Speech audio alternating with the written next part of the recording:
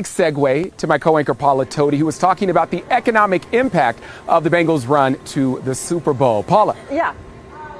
Yeah, in the heart of the fashion area here in LA on Rodeo Drive. And I have to tell you, in the 4 o'clock, I mentioned that everything around here is Year of the Tiger. And yes, I know it's the Chinese New Year, but coincidentally, right, with the Bengals run, and I'm going to name drop here. They told me at Gucci that the purses really are selling more because people here, a lot of them, yes, these people from LA are Bengals fans. So, you know, great for LA making extra money in purchases, but this is translating into dollars for Cincinnati.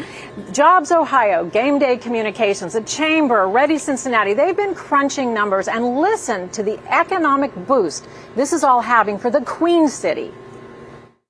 In tracking every time Cincinnati was mentioned due to anything Bengals related from December 26th through January, it was worth $344 million in advertising if the city had to pay for it.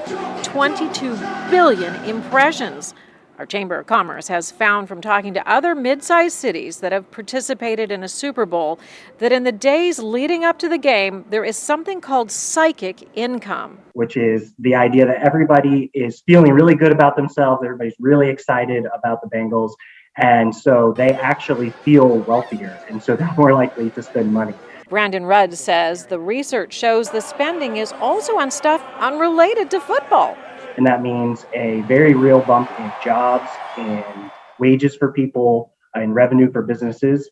And there's been a lot of academic studies that we've come across that show that this is a very real thing that happens. Following the game, the exposure lasts, and get this. We've also seen that folks are more productive. It's very interesting. It goes back to that psychic income concept, right? So everybody's feeling good about themselves and they're more productive at work. And that productivity actually doesn't end at the Super Bowl. It actually maintains for weeks and months afterwards. Isn't that crazy? I think we're just all so revved up on caffeine, Kyle. We're just so excited. I know I've dropped extra money here and there, and apparently it's going to continue. And Kyle, I want to do a little name dropping here on Rodeo Drive. We're standing outside a hair salon, and they couldn't tell me all the celebs that they do. They said Morgan Fairchild they could share with me, that she'd be okay with it. That's from way back in the day. You might not know Morgan, but hot and popular, okay? And someone walked by. I don't know if it's their hair salon, but they said Kylie Jenner. Okay, so like I'm listening. I'm trying to get in on all the scoop here. Paula, have you bought anything on Rodeo Drive?